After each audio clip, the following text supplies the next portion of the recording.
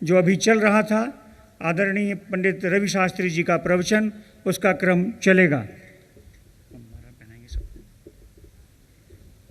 परम पूज्य गुरुदेव भगवान की कार्यक्रम का प्रारंभ हो। हम सबका ये परम सौभाग्य है। आज का दिवस अत्यंत पावन दिवस है कि लगभग 2-3 वर्ष के अंतराल के उपरांत हमारा ये जबलपुर संस्कारधानी नगर में परम पूज्य स्वामी जी महाराज का नगरागमन हुआ है और इस परिसर में 95 में यहाँ पर प्रवचन हुए थे। पुष्पहारों से स्वागत करें।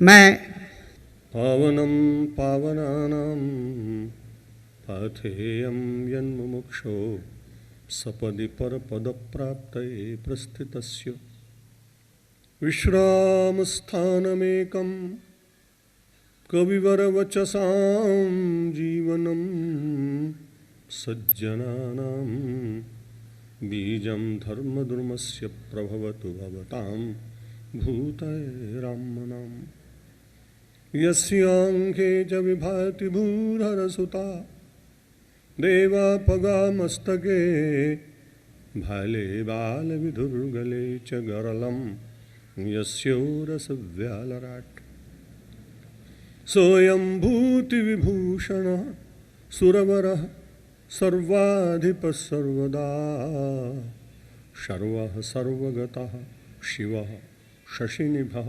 श्रीशङ्करः पातु माम्। मूकं करोति वाचालं पङ्गुं लङ्घयते गिरिं यत्कृपातमहं वन्दे परमानन्दमाधवं वसुदेवसुतं देवं कंसचाणूरमर्दनं देवकी परमानन्दं कृष्णं वन्दे जगद्गुरुं। नमो ब्रह्मण्यदेवाय गोब्राह्मणहिताय च जगद्हिताय कृष्णाय गोविन्दाय नमो नमः। नारायणं नमस्कृत्य नरं चैव नरोत्तमं देवीं सरस्वतीं व्यासं ततो जयमुदीरयेत्। परम सम्मान्य वेदांत भूषण स्वामी स्वयं प्रकाशानंद जी महाराज, स्वामी अखिलेश्वरानंद जी महाराज, रामायण के सरस प्रवक्ता रवि शास्त्री जी, अतिशयोक्ति अलंकार में मेरा परिचय कराने वाले डॉक्टर चतुर्वेदी जी, राम भक्त जस्टिस शिवदयाल जी, समन्वय परिवार के समस्त निष्काम कर्म से सेवा करने वाले समस्त सदस्यगण, नगर के संभ्रांत नागरिक बंधुओं, परम सम्माननीय मातृशक्ति, आप सबके बीच में पुनः आपकी वांग्मयी सेवा करने के लिए परमेश्वर ने प्रेरणा की। नर्मदा माता की कृपा और गंगा माता की कृपा से पुनः उपस्थित हुआ।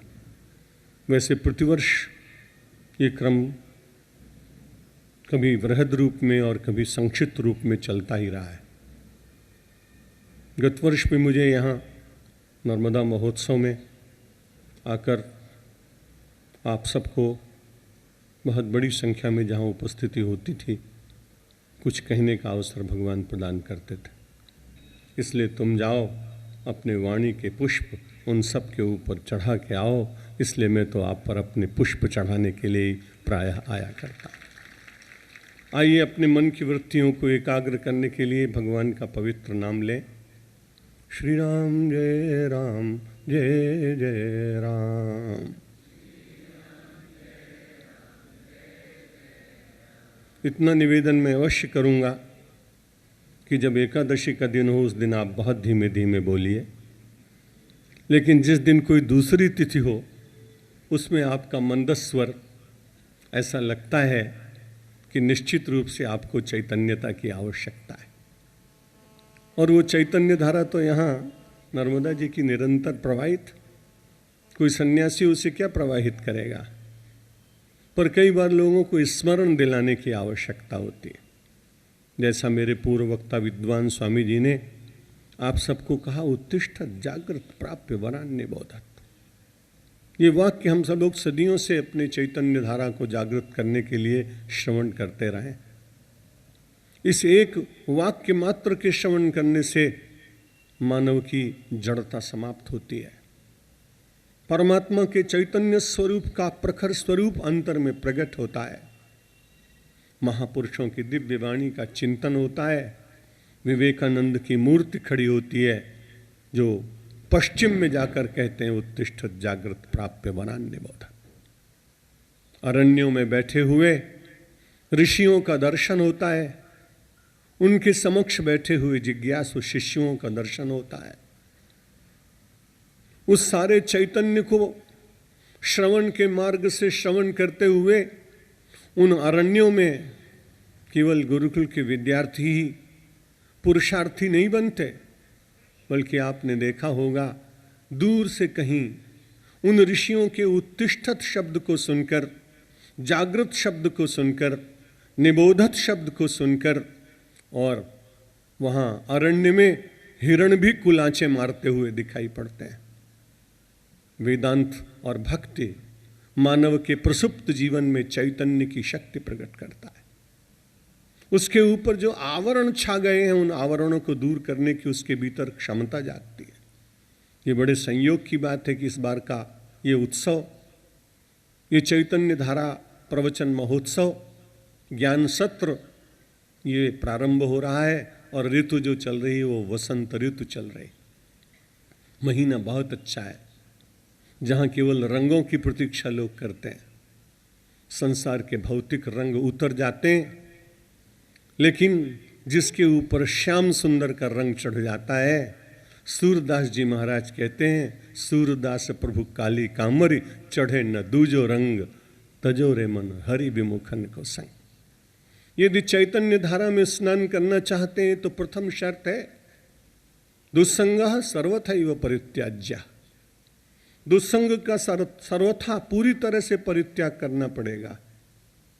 कई बार हम सब लोगों को दुस्संग का संग हो जाता है, दुस्संग से भी राग हो जाता है, आसक्ति होती है, छोड़ना बहुत कठिन होता है। मुझे इस ऋतु में वे वृक्ष बड़े प्रणम में दिखाई पड़ते हैं जो बड़े साहसपूर्वक अपने पुराने पत्तों को झाड़ देते हैं। पतझड़ में एक बार वे बिल्कुल नग्न से दिखाई पड़ते हैं, पर उनके भीतर का चैतन्य कैसा प्रकट होता है। कुछ क्षणों में ही आप देखते हैं, कुछ सप्ताह में आप देखते हैं, कुछ मास में आप देखते हैं, उनमें कोमल किसले कोपल सुंदर से पल्लव प्रकट हो गए।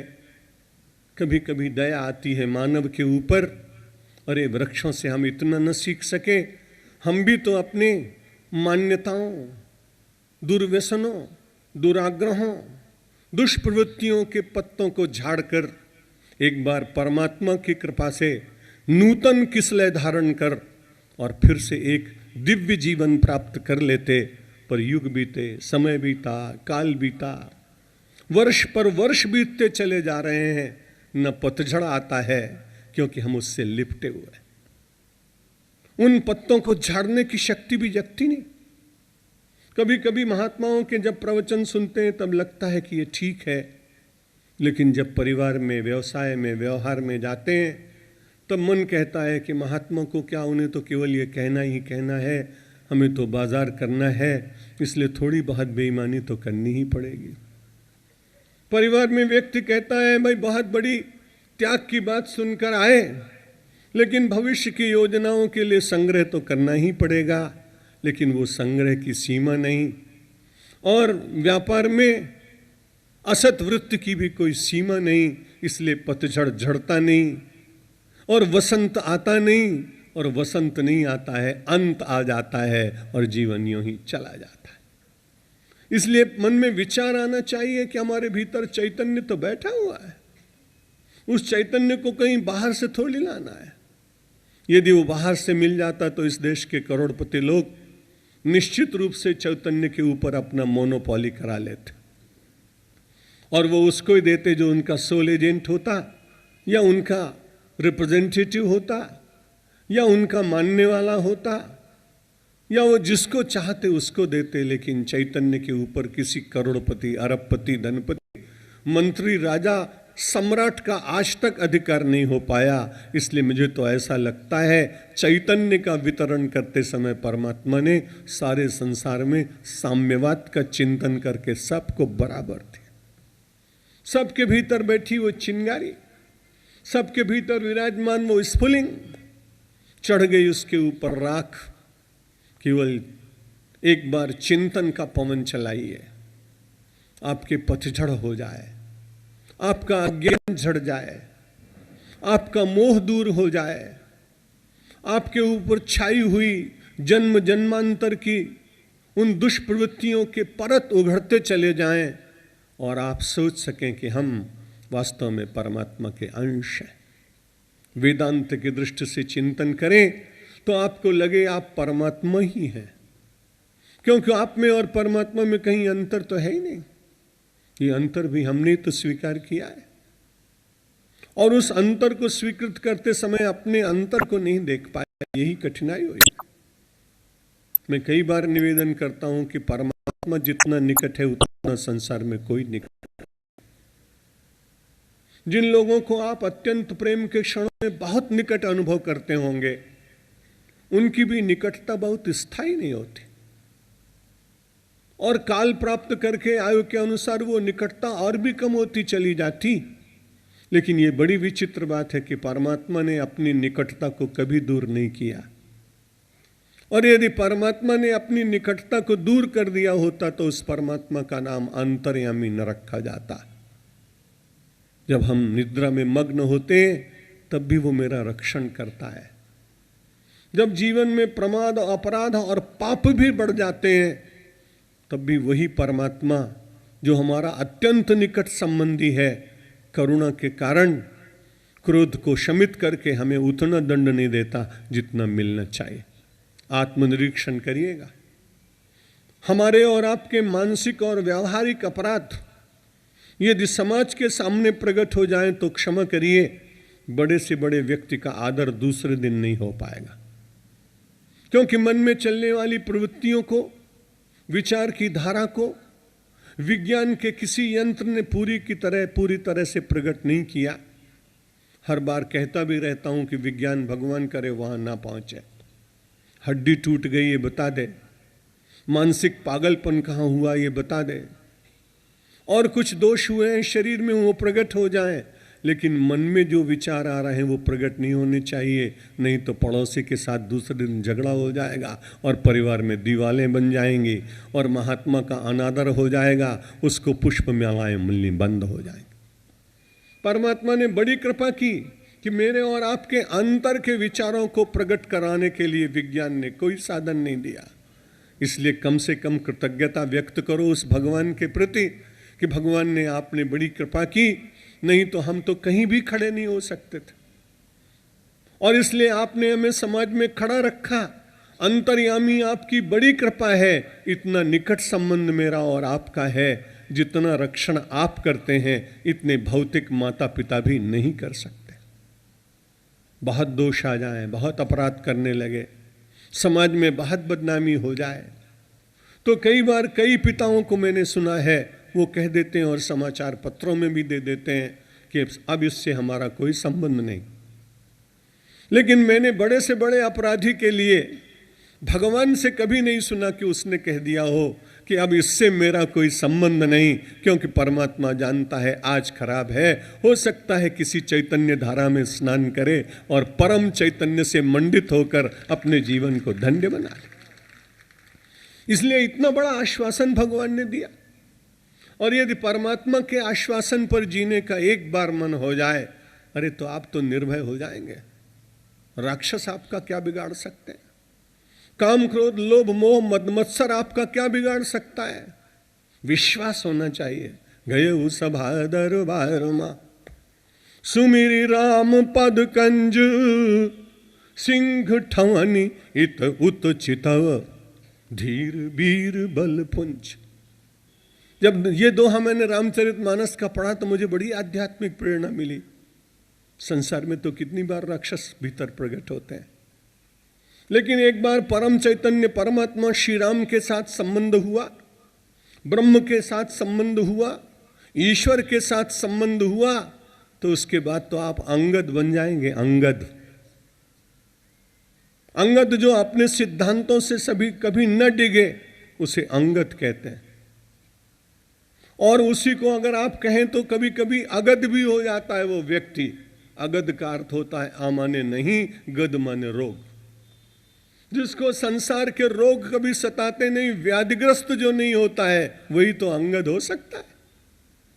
परमात्मा के चैतन्य स्वरूप के साथ एक बार संबंध स्थापित करने के बाद अध्यात्म का सर्वोच्च तत्व आपको मिल जाएगा, और वो तत्व है अभय। दैवी संपत्ति में सबसे पहला लक्षण ही यही कहा गया। 16वें अध्याय को पढ़िए, भगवान श्री कृष्ण कुरुक्षेत्र में कह रहे हैं अभयम सत्व संशुद्धि ज्ञान योग व्यवस्थिति दान दमश्च यज्ञश्च स्वाध्याय तप आर्जवम, अनेक गुणों का वर्णन किया। उसमें सबसे पहले कहा अभयम। जो चैतन्य के साथ जुड़ा हुआ व्यक्ति है वो भयभीत कैसे होगा? पाप के साथ जुड़ा हुआ व्यक्ति भयभीत होता है, और परमात्मा के साथ जुड़ा हुआ व्यक्ति निर्भय होता है। आप कभी भी देखिएगा, जब आप भयभीत हो रहे होंगे तो या तो सरकार से डर लग रहा होगा, या रोग से डर लग रहा होगा। परमात्मा न करे आपको कभी कोई कटु स्वभाव बोलने वाला पर कोई परिवार में सदस्य मिल गया, तो आप उससे भी बड़े भयभीत रहते हैं। मेरा अपना गृहस्थ आश्रम का कोई अनुभव नहीं, लेकिन गृहस्थों के बीच में मैं कई बार जाता हूँ। कभी पत्नी को देखकर पति चुप हो जाता है, और कभी पति पत्नी को देखकर चुप हो जाता है। बड़ा मुखरित था। कुछ क्षणों के बाद मैंने पता लगाया कि ऐसी घटना क्यों घटी। बोला एक दूसरे से बहुत भयभीत हैं। संसार में भयभीत व्यक्ति रहता है, संबंधों में व्यक्ति भयभीत रहता है पाप के कारण, व्यक्ति भयभीत होता है कानून के कारण, लेकिन व्यक्ति निर्भय होता है उस समय जब उसको लगता है ईश्वर अंश जीव अविनाशी कि चेतन अमल सहज सुख राशि। जहां ये चिंतन आपके मन में आया कि मैं परमात्मा का अंश हूं, मैं चैतन्य हूं, मैं निर्मल हूं, मुझ में सारी शक्तियां परमात्मा ने भरकर मुझे भेजा है संसार में। मानव तन की विशेषताएं आप श्रवण कर रहे थे। केवल श्वास लेना ये तो कोई मनुष्य जीवन की बात नहीं हो सकती। तरवह किम न जान जीवंती भस्त्रा किम न शोषंत्यपि न खादंती न मेहंती किम ग्राम पशव परे। श्रीमद् भागवत में महर्षि वेदव्यास जी प्रश्न करते हैं मुझसे और आपसे, और पूछते हैं तुम सांस ले रहे हो इसलिए मनुष्य? तो सांस लेना यदि मनुष्य है तो फिर चले जाओ लोहार की दुकान पर, और वहां पर धौंकनी भी दिन भर श्वास लेती है। क्या वो अपने को मनुष्य कह सकती है? कोई व्यक्ति कहे कि मैं तो बहुत वर्षों तक जीवित हूं, शतायु से भी अधिक हो गया, बड़ी अच्छी बात है, वंदनीय है समाज में, लेकिन ये कोई बहुत गौरव करने वाली बात नहीं। वृक्ष ने तुरंत कहा अरे तुम तो 100 बरस जिए, लेकिन मैं तो 400 बरस से जिंदा हूं। तब क्या 72 वर्ष तक जीना ही मनुष्य की सबसे श्रेष्ठता है? क्या श्वास लेना यही कोई बड़ी श्रेष्ठता है? कोई व्यक्ति कहे मैं तो षड्रस व्यंजन रोज भोजन करता हूं, और संसार में मल का परित्याग करता है कोई, खादंती न मेहंती किम ग्राम पशव परे। जो गांव के साधारण पशु हैं वे भी श्वास ले लेते हैं, वे भी भोजन कर लेते हैं, वे भी संसार में लौकिक क्रियाएं कर लेते हैं, तो मनुष्य की विशेषता इसमें नहीं हो सकती। नर तन पाए विषय मन देहि तो पलट सुधाते शठ विष लेहि। गोस्वामी तुलसीदास जी महाराज जैसा सौम्य कवि कोई नहीं। कभी कभी उनका भी मन उद्विग्न होता है मनुष्य को देखकर, और जब वो देखते हैं कि कोई आदमी अमृत के बदले और विष लेने जा रहा है, तब उनको बड़ी पीड़ा होती है। संत का हृदय निश्चित रूप से पीड़ित होता है। यदि कोई कुमार्ग पर जाता है तो उसे लगता है कि यदि कुमार्ग पर न जाता तो एक ऐसा श्रेष्ठ मानव बनता, समाज के लिए कितना उपयोगी होता, जीवन को अपने धन्य बनाता, परमार्थ सुधर जाता, जगत में आने से जो इसने यात्रा की है अधूरी न रहती, वो पूर्ण करके संसार से चला जाता। तुलसीदास ने ऐसे ही किसी मंदभागी को देखा होगा और उन्होंने कहा, अरे भाई नर्तन पाए विषय मन देही, पलट सुधाते 60 विष लेही। विषय का चिंतन बहुत नहीं होना चाहिए। गृहस्थ जीवन में यदि आप हैं तो उसकी कुछ मर्यादाएं हैं, अवश्य आप उनका सेवन करिए। पूर्ण परित्यागी बनना बहुत कठिन बात, लेकिन मर्यादा में जितना आप सेवन करेंगे उसके बाद आपकी ऊर्जा का विनाश नहीं होगा।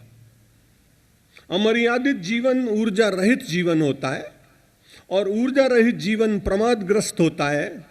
प्रमादी व्यक्ति के मन में उत्थान की कभी इच्छा नहीं जागती, और जिसके मन में इच्छा ही नहीं जागती उसके जन्म जीवन में कर्म उत्पन्न ही कैसे हो सकता है। इसलिए बहुत आवश्यक है, मनुष्य का तन मिला, जितना उचित है उतना प्राप्त करिए, लेकिन पलट सुधाते 60 विष लें।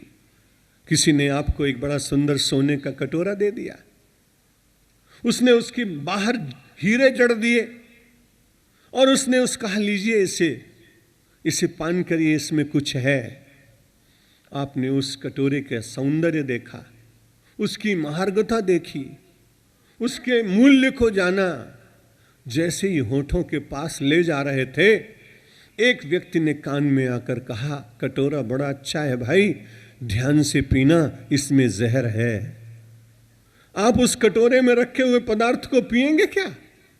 बल्कि जिसने वो कटोरा आपको दिया होगा, अगर आपकी पकड़ में आ जाए तो शायद उसको कुछ प्रसाद भी देने का प्रयत्न आप करें, कटोरा तो फेंक ही देंगे। क्या हम सब लोग कभी अनजाने ऐसा ही नहीं करते? ये संसार रूपी कटोरा बहुत ही चमक रहा है, वित्तवान व्यक्तियों के पास तो बहुत ही तरह ज्यादा चमक रहा है, लेकिन कठिनाई क्या है? मर्यादा रहित जब पदार्थ उसके भीतर भर जाते हैं, वे ही जीवन के विष बन जाते हैं। इसलिए गोस्वामी जी सावधान करते हैं मुझे और आपको कि नर तन पाए विषय मन देही, कि पलट सुधाते 60 विष लें। गोस्वामी जी ने उनको 60 शब्द कहा।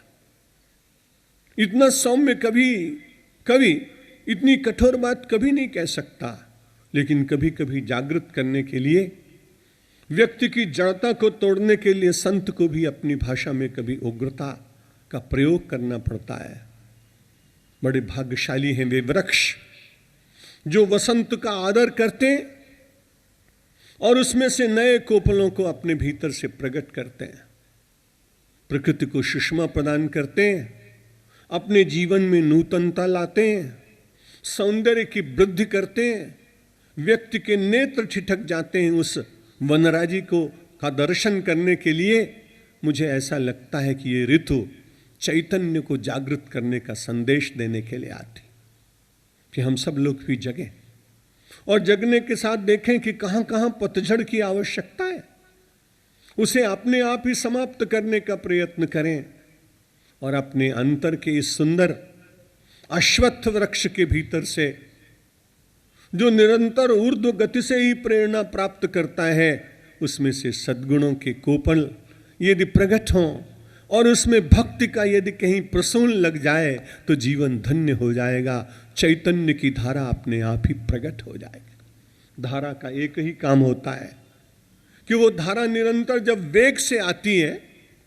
मुझे गंगा मैया का दर्शन करने का जब पावस ऋतु में अवसर मिलता है, बड़ा आनंद आता है। बहुत देर तक बैठा देखता रहता हूं। पूरे वर्ष के गांवों में से न मालूम कितने घूरे के घूरे बहते हुए चले आते हैं। गांव के लोग भी कुछ डाल देते हैं, कुछ प्रकृति गांवों को उस समय बिगाड़ देती है, इसलिए बहुत सारे कूड़े के ढेर आते हैं। मैं बड़ा विचार करता रहता हूं कि ये कूड़ा अगर गंगा जी में रह गया तो हम सब भक्त लोग स्नान कैसे करेंगे? लेकिन बड़ा आनंद होता है कि थोड़ी देर के बाद में जल की विशाल राशि आती है और वो उस कोड़े के ऊपर इतनी जोर से प्रहार करती है कि वो बहता हुआ चला जाता है।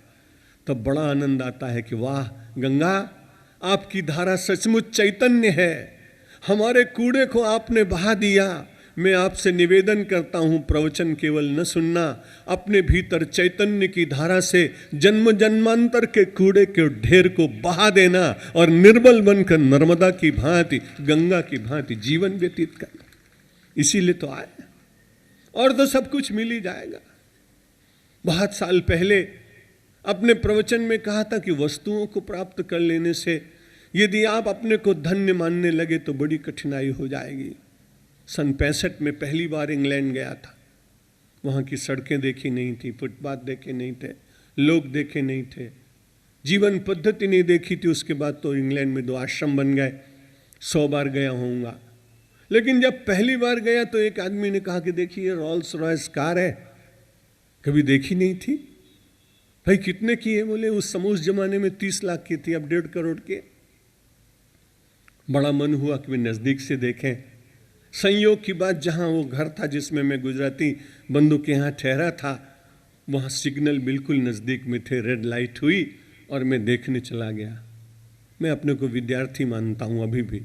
जहाँ कहीं अच्छा कुछ, जिसको देखने सुनने से कुछ अंतर की चेतना जगे, कुछ आध्यात्मिक प्रेरणा मिले, चाहे बालक हो, बहन हो, नदी हो, सरिता हो, पशु हो, बालक हो, ब्राह्मण हो, शूद्र हो, आचार्य हो, इन सब को भगवान की तरह दर्शन देखकर उसमें से कुछ प्राप्त करने की इच्छा मेरी आज भी बनी रहती है। बुद्धि के कपाट बंद नहीं किए। चतुर्वेदी जी मेरी प्रशंसा करते रहें, ये उनका अपना अधिकार है, और मैं निरंतर विद्यार्थी बना रहूं, ये मेरा अपना अधिकार।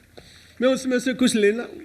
जब मैं गया तो मैंने देखा एक आदमी बड़ा स्वस्थ, बड़ा सुंदर, और उसके सोने के बटन, रोलेक्स की घड़ी, और जिसके पास बहुत बड़ी घड़ियां होती ना, घड़ियां, वो लोग जानबूझ के अपना हाथ हिलाते हैं, लोगों को मालूम पड़े कि है हमारे पास कुछ।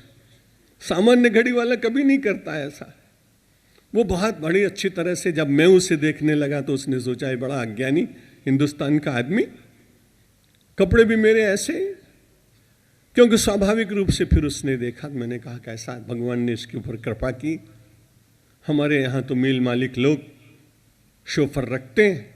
मैंने सोचा ये भी बड़ा कितना बढ़िया शोफर है, इसका मालिक तो इससे बढ़िया होगा। एक कल्पना, नया देश, इसलिए झांकने लगा कि मालिक को देखूं। बड़ी निराशा हुई। हमारे पूर्व श्रोता इस बात को सुन चुके हैं, कुछ नए इसलिए बोल देता हूं। उस व्यक्ति को, मुझे तो बड़ी निराशा हुई। मैंने जब पीछे देखा, उसकी पीछे की सीट पर कोई भाग्यशाली मानव नहीं बैठा था, एक भाग्यशाली एल्सेशियन डॉग बैठा था। मैंने विचार किया कि देखो कैसा भाग्यशाली, न इसने बीमा कराया, न ये खुद अपने आप बैठने आया, कोई इसको पकड़ के लाया, दरवाजा खोला और बिठाया। अब इतनी वस्तुएं मिल गई उसको, रॉल्स रॉयस कार मिल गई, बंगला मिल गया। और मैंने फिर पता लगाया कि आदमी और भी क्या करता होगा। तो उसने कहा कि साहब तो शायद वेजिटेरियन हो, लेकिन इनको नॉनवेज खिलाने के लिए अपने डॉग को एक स्पेशल रेस्टोरेंट में ले जाना पड़ता है। मैंने कहा बड़ा भाग्यशाली। उसने कहा साहब इनकी हेयर स्टाइल भी बिल्कुल अलग है, इसलिए हेयर स्टाइलिस्ट के पास ले जाता है। आदमी के बाल बनाने में उसको 5 पाउंड देने पड़ते हैं, और इसकी हेयर कटिंग में उसको 50 पाउंड देने पड़ते हैं। मैंने कहा बड़ा भाग्यशाली। अब देखिए, अगर इस दृष्टि से भाग्यशाली का निर्णय करने लगे, और कोई आदमी कहे कि साहब वो कुत्ता बड़ा भाग्यशाली क्योंकि रॉल्स में बैठता है, वो कुत्ता बड़ा भाग्यशाली क्योंकि उसके बाद बहुत बढ़िया बंगला है, वो कुत्ता बड़ा भाग्यशाली कि उसको न पर्स रखना पड़ता है, न वीसा कार्ड रखना पड़ता है, न मास्टर कार्ड रखना पड़ता है, न डाइनर्स कार्ड रखना पड़ता है, सब कुछ खर्चा अपने आप। तो राष्ट्रपति जैसा दूसरे लोग खर्च करते हैं। अब उसकी सारी प्रशंसा करने के बाद कोई आदमी ये कहे, क्षमा करिए कोई ऐसा कहेगा तो नहीं, कल्पना है कि कोई आदमी कहे कि आप भाग्यशाली वैसे ही होना चाहते हैं क्या? आप क्या उत्तर देंगे? अरे बाबा, हम मनुष्य हैं, हम ऐसा भाग्यशाली नहीं होना चाहते। इसलिए भौतिक दृष्टि से यदि आपने अपने को भाग्यशाली के क्राइटेरिया पर तौलने का प्रयत्न किया तो समय आने वाला है। इस प्रकार के पशु आपसे पूछेंगे, तुम भाग्यशाली हो कि मैं ज्यादा भाग्यशाली हूं? इसलिए निवेदन ये करना चाहता हूं, उन पशुओं से कहना पड़ेगा, तुम्हारे पास चैतन्य नहीं है, तुम बंधन में हो, हम तुम्हें पकड़ कर लाते हैं, हम स्वतंत्र हैं, हमको कोई बांध नहीं सकता है, क्योंकि हम मुक्ति के छात्र हैं, मुक्ति पथ के विद्यार्थी, हम मुक्ति पथ के पथिक। ये मुक्ति की यात्रा ही करने के लिए मानो हम सब लोगों को हमारे शास्त्रों ने परम चैतन्य का सुंदर संदेश दिया है। और जब आप भक्ति के मार्ग पर चलते हैं, भगवान प्रसन्न होते हैं। कुर्वन्ति शांतिम विबुधा प्रहष्टा क्षेमं प्रकुर्वन्ति महाशयाद्या स्वस्ति प्रयच्छन्ति मुनीश मुख्या गोविंद भक्तिम वहताम नराणाम। उस चैतन्य धारा से अपने को जोड़ते समय जब आप भक्ति के साथ समन्वित हो जाते हैं तो सारे संसार में एक बड़ा लाभ होता है गोविंद की भक्ति करने वाले को, सब लोगों के लिए नहीं। गोविंद भक्तिम वहताम नराणाम, गोविंद की भक्ति करने वाले के ऊपर बड़ी प्रसन्नता होती है। किसकी प्रसन्नता होती है? कुर्वन्ति शांतिम विबुधा प्रहष्टा। देवता लोग बड़े प्रसन्न होते हैं, मनुष्य को देखकर देवता प्रसन्न होता है। जब हम भक्ति की धारा में स्नान करते हैं, चैतन्य की धारा में स्नान करते हैं, तो देवता प्रसन्न होते हैं। देवताओं को प्रसन्न करने के लिए अलग अलग देवताओं के आप अनुष्ठान करें, मंत्र करें, तंत्र करें, आपकी अपनी इच्छा। लेकिन यदि देवता को बड़ी सरलता से प्रसन्न करना हो तो अपने अपने इष्ट देव की भक्ति करो, और उस भक्ति के द्वारा देवता बहुत प्रसन्न होते हैं। एक देवता ने दूसरे देवता से पूछा कि मनुष्य को देखकर आप इतने प्रसन्न हो रहे हैं देवता होकर? उन्होंने कहा, ये मनुष्य बड़ा भाग्यशाली। आप भाग्यशाली नहीं है? नहीं, हम भाग्यशाली उतने नहीं हैं जितना मनुष्य है। क्यों? बोला, मनुष्य को सत्कर्म करने का अधिकार है और देवता को सत्कर्म किए हुए एकत्रित फल को ही केवल भोगने का अधिकार है, नूतन कर्म नहीं कर सकता है। इसलिए भगवान से प्रार्थना करते रहना। आजकल बहुत सारे बाबा लोग भगवान बनने की कोशिश कर रहे हैं, करें, उनकी अपनी इच्छा। आप तो मनुष्य रहने का प्रयत्न करना, मनुष्य बनकर रहोगे तो सब कुछ प्राप्त हो जाएगा। क्योंकि परमात्मा जब भी कभी आया है तो मनुष्य के यहां तो आया है।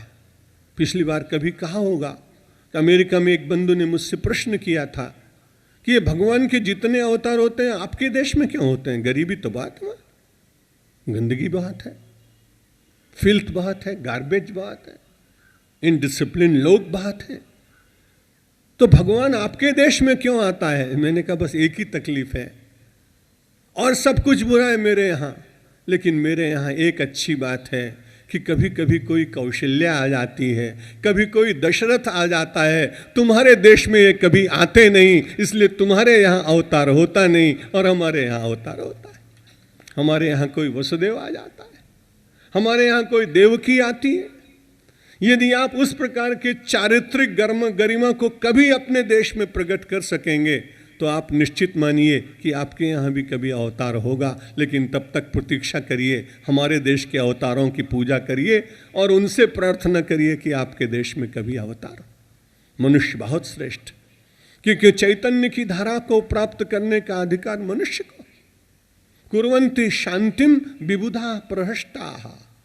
सारे देवता लोग बड़े ही प्रसन्न होकर उस व्यक्ति के लिए शांति की प्रार्थना वो करते हैं। आपके जितने प्रयत्न किसके लिए हैं? कभी आप गंभीरता से विचार करिए।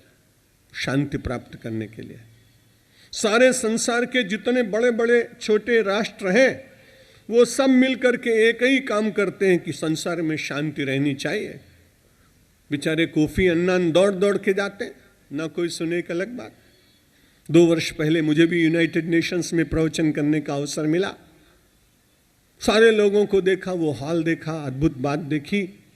सारे संसार के जितने प्रयत्न हैं केवल इसलिए हैं कि शांति होनी चाहिए। परिवार का व्यक्ति भी चाहिए, कहता है शांति होनी चाहिए। व्यक्तिगत रूप से प्रत्येक साधु, महात्मा, साधक, गृहस्थ, विरक्त, सबकी इच्छा है कि शांति मिले। शांति मिलती है, संसार के पदार्थों के सेवन से भी थोड़ी क्षणिक शांति मिलती है, लेकिन उसमें स्थायित्व नहीं होता, उसमें व्यवधान पड़ जाता है। इसलिए हम सब लोग परा शांति की खोज के लिए परमात्मा के निकट जाते। देवता इसलिए प्रसन्न होते कि इसने भक्ति का मार्ग ले लिया, भगवान के साथ जुड़ने का मार्ग ले लिया। कुर्वन्ति शांतिम विबुधा प्रशस्ताः क्षेमम प्रकुर्वन्ति। और जो बड़े बड़े ऋषि महर्षि हैं, जितने और देवता हैं, वे क्षेम की व्यवस्था करते हैं, कल्याण की व्यवस्था करते हैं। स्वस्ति प्रेक्षन्ति महेश मुनीन्द्र मुख्याः।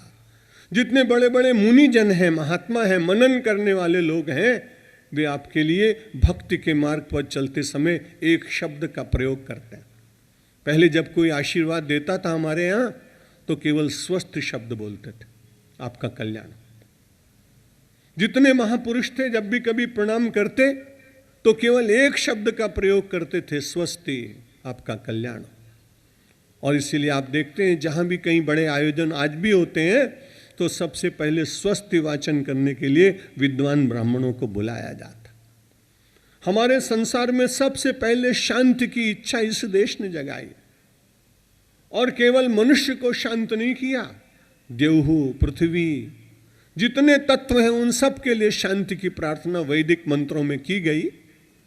अगर आप परमात्मा रूपी चैतन्य के साथ अपने को जोड़ने का प्रयत्न करते हैं, तो उसका एक लाभ मिलेगा कि शांतिम प्रकुर्वन्ति। सब शांति, जितने देवता लोग हैं वो शांति करेंगे। और स्वस्ति प्रयच्छन्ति मुनीन्द्र मुख्याः। जितने मुख्य मुख्य मुनि हैं, मुनि का मतलब मनन करने वाला, मुनि महात्मा भी हो सकता है, गृहस्थ भी हो सकता है, जो अपने जीवन में मनन करने के लिए कुछ क्षण निकालते हैं, वे लोग मुनियों के मार्ग पर चल रहे हैं। पूरी तरह से मुनि बन जाए, बड़ी अच्छी बात। लेकिन यदि आप थोड़ा भी मनन करते हैं कि क्यों हम संसार में आए और हमें संसार से चले जाने के बाद कहाँ जाना है, यदि आप इतना विचार नित्य करने लगें, तो भले ही आज चैतन्य आपके भीतर न जगा हो, लेकिन ये मनन ही आपके भीतर चैतन्य का अंकुर जागृत करेगा। और मनन का अंकुर जब प्रस्फुटित होगा, तो अपने आप चैतन्य के साथ जुड़ने के लिए निश्चित रूप से आपको ऊर्ध्व गमन की शक्ति प्रदान करेगा। आपने देखा होगा, उल्टा सुल्टा बीज कैसा भी खेत में न पड़ जाए। संत कवियों ने कहा कि खेत पड़े पे जामी है, उल्टो सुल्टो बीज। तुलसी अपने राम को रीझ भजो चाहे खींच। परमात्मा को चाहे प्रसन्न होकर भजो और चाहे गुस्सा में भजो। कभी कभी गुस्सा निकालना हो तो भगवान के ऊपर निकालना, मैं नई साधना बता रहा हूं आपको। जब आपको कभी बहुत गुस्सा आए तो भगवान के ऊपर गुस्सा निकालना, लेकिन निकालना पूरी तरह से, फिर मानना नहीं उनको कभी भूल के। ऐसा उनके साथ गुस्सा निकालना कि उनको अपना शत्रु बना लेना, जैसा कंस ने बनाया, जैसा रावण ने बनाया, जैसा शिशुपाल ने बनाया। लेकिन फिर उन्होंने कभी भगवान से संधि करने का प्रयत्न नहीं किया। हमारा भगवान के साथ गुस्सा होना भी स्थायी नहीं हो सकता है, क्योंकि हमारे संस्कार में पड़ा है। एक क्षण गुस्सा होंगे और दूसरे क्षण में जब उनकी पावन दिव्य छवि देखेंगे तो कहेंगे, भगवान तुम्हारे अलावा मेरा है भी कौन, अगर गुस्सा भी किया तो हमारा क्षमा ही कर देना। इसलिए परमात्मा के साथ स्थायी क्रोध हो ही नहीं सकता। और जिन लोगों को हुआ उनको भगवान ने दर्शन भी दिए और आए स्वयं और कहा अब हम तुमको ठीक करेंगे। बोले यही तो प्रतीक्षा हम कर रहे थे।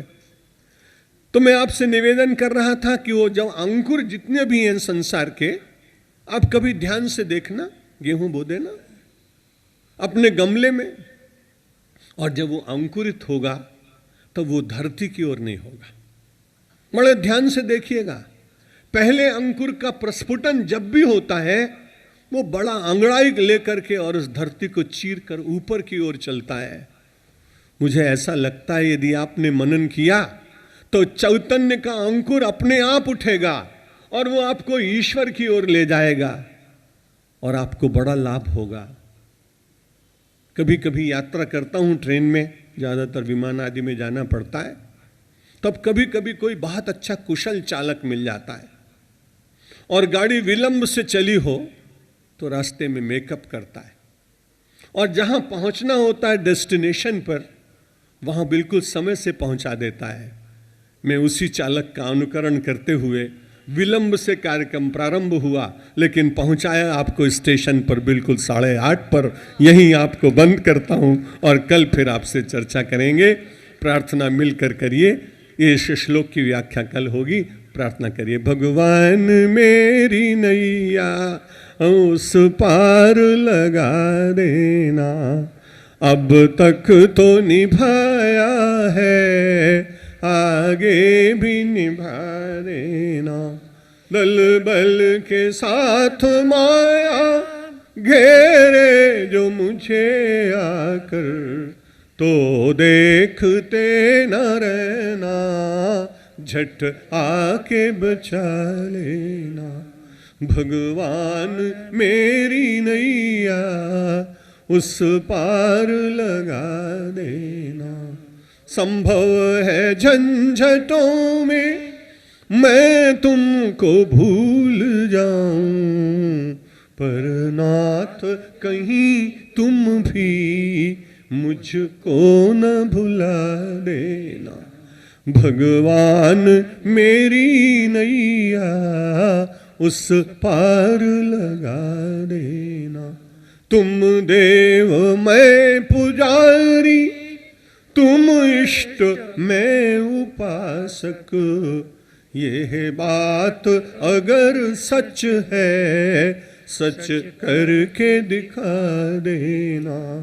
भगवान मेरी नैया उस पार लगा देना। अब तक तो निभाया है, आगे भी निभा देना। शंकर भगवान की, रामचंद्र भगवान की, कृष्णचंद्र भगवान की, जगदम्बे माता की, पवन सुत हनुमान की, गंगा माता की, नर्मदा माता की, भारत माता की, धर्म की, अधर्म का, प्राणियों में, विश्व का। हर हर महादेव। फिर आप लोग जैसा लगता है फिर याद दिला देता हूँ, बहुत बार कहा है जब जब आया हूँ कि पहले दिन में जो सत्संग में आते हैं ये बहुत अच्छे लोग, लेकिन दूसरे दिन का काम उनका शेष रहता है जो उन्हें करना है। 10-10 लोगों को लेके आइए कि जगत की धारा में तो खूब नहाते हो, चलो हमारे साथ तुम्हें चैतन्य की धारा में स्नान कराएं और आधा आधा पुण्य उनका मिल जाएगा तुमको। जिनको लाओ 10 लोगों को, उनको मत कहना कि तुम्हारा पुण्य आधा मिलने वाला है, नहीं तो रास्ते से लौट जाएंगे। ये बात बहुत बार मैंने आपको स्मरण दिलाई, इस बार भी पुनः स्मरण दिलाई। आप सबको बहुत बहुत धन्यवाद। आपने मेरे प्रवचन में मेरे पुष्पों को स्वीकार किया। आप नारायण को नमस्कार, धन्यवाद। कल पुनः संध्या को यहाँ पर ठीक 6:30